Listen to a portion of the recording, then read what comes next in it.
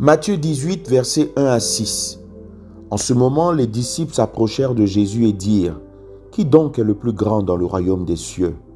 Jésus, ayant appelé un petit enfant, le plaça au milieu d'eux et dit : « Je vous le dis en vérité, si vous ne vous convertissez et si vous ne devenez comme les petits enfants, vous n'entrerez pas dans le royaume des cieux.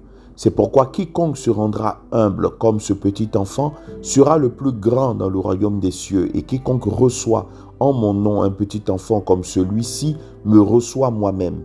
Mais si quelqu'un scandalisait un de ces petits qui croient en moi, il vaudrait mieux pour lui qu'on suspendît à son cou une meule de moulin et qu'on le jetât au fond de la mer. » Jean 1, versets 12 à 13.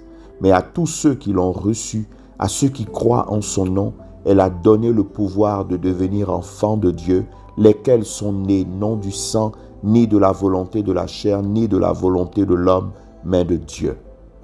Thème : l'Évangile aux enfants. C'est avec une joie renouvelée que je vous partage ce nouveau billet portant toujours sur le thème de l'évangélisation.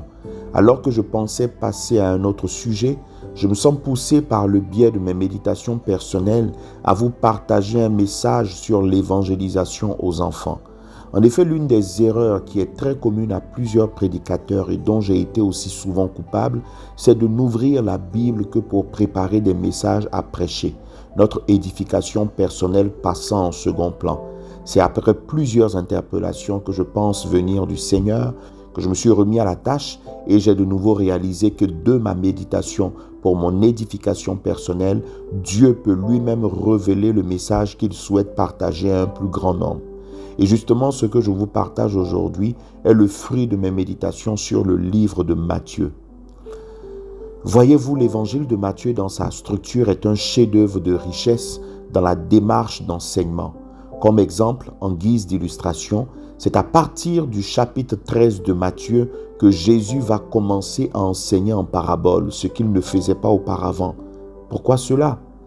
C'est que au chapitre 12, la coupe de l'incrédulité des Juifs en général et des pharisiens en particulier a débordé quand ces derniers l'ont méprisé en demandant qu'il fasse encore un miracle comme s'il était un amuseur public malgré tout ce qu'il avait déjà accompli. Le seul miracle qui leur sera désormais donné de voir était celui de Jonas qui fit 3 jours et 3 nuits dans le ventre du poisson, leur répondit Jésus. Après cela, il commença à enseigner le peuple en parabole à partir du chapitre 13 donc. Cette nouvelle démarche didactique a intrigué les disciples qui lui posèrent cette question. Dans Matthieu 13, verset 10, les disciples s'approchèrent et lui dirent : « Pourquoi leur parles-tu en parabole ?» Et Jésus de leur faire part du fait que désormais, il ferait une distinction entre deux groupes d'auditeurs dans sa manière d'enseigner. D'un côté ses disciples et de l'autre le reste du peuple. Lisons-le dans Matthieu 13, versets 11 à 15, et je cite : « Jésus leur répondit : « Parce qu'il vous a été donné de connaître les mystères du royaume des cieux, et que cela ne leur a pas été donné, car on donnera à qui a et il sera dans l'abondance, mais à celui qui n'a pas, on ôtera même ce qu'il a. C'est pourquoi je leur parle en parabole, parce que en voyant, ils ne voient point, et qu'en entendant, ils n'entendent ni ne comprennent. Et pour eux s'accomplit cette prophétie d'Ésaïe : vous entendrez de vos oreilles et vous ne comprendrez point. Vous regarderez de vos yeux et vous ne verrez point. Car le cœur de ce peuple est devenu insensible. Ils ont endurci leurs oreilles et ils ont fermé leurs yeux, de peur qu'ils ne voient de leurs yeux, qu'ils n'entendent de leurs oreilles, qu'ils ne comprennent de leur cœur, qu'ils ne se convertissent et que je ne les guérisse. » Fin de citation. Et juste après, à ses disciples, Jésus va expliquer la parabole du semeur qu'il avait délibérément refusé d'expliquer au reste du peuple, afin que ces derniers écoutent sans comprendre et regardent sans voir. Quand cette structure d'enseignement de Jésus mise en avant dans le livre est comprise, vous devez, pour bien comprendre les enseignements de Jésus, vous demander à chaque fois à qui Jésus s'adresse-t-il, car lorsqu'il le fait à ses disciples, soit il ne leur parle pas du tout en parabole, soit il finit par le leur expliquer, mais lorsqu'il s'adresse au reste du peuple, cela reste en parabole. Cela étant clarifié, notre texte de base commence à son verset 1 par une question de ses disciples. C'est donc à eux que Jésus répond. Il faut donc s'attendre à ce que sa réponse soit claire et sans énigme selon le principe précédemment établi. Quelle était donc la question des disciples? C'était de savoir parmi eux qui était le plus grand. Et c'est là que vous voyez tout l'art pédagogique de Jésus. En effet, avant de savoir qui est le plus grand dans le royaume des cieux, il faut d'abord s'assurer d'y entrer. Pour le leur faire comprendre, Jésus met un petit enfant au milieu des disciples et leur dit « Je vous le dis en vérité, si vous ne vous convertissez et si vous ne devenez comme les petits enfants, vous n'entrerez pas dans le royaume des cieux. » Pour entrer donc dans le royaume des cieux, pour être sauvé, il faut se convertir et devenir comme un petit enfant. Le mot grec traduit par convertir veut dire littéralement se détourner. Voyez-vous, il est bon de rappeler que pour entrer au ciel, il faut se détourner de ses péchés, de cette mauvaise manière de penser et de vivre, prendre conscience de sa misère. En effet, si vous vous plaisez encore dans vos péchés, que vous y êtes attaché, alors vous ne pourrez pas entrer dans le royaume des cieux. Car celui qui aime le monde, le péché le rend de facto ennemi de Dieu. Voir Jacques 4, verset 4. La deuxième condition que Jésus oppose, c'est justement de devenir comme un petit enfant. Comment cela serait possible?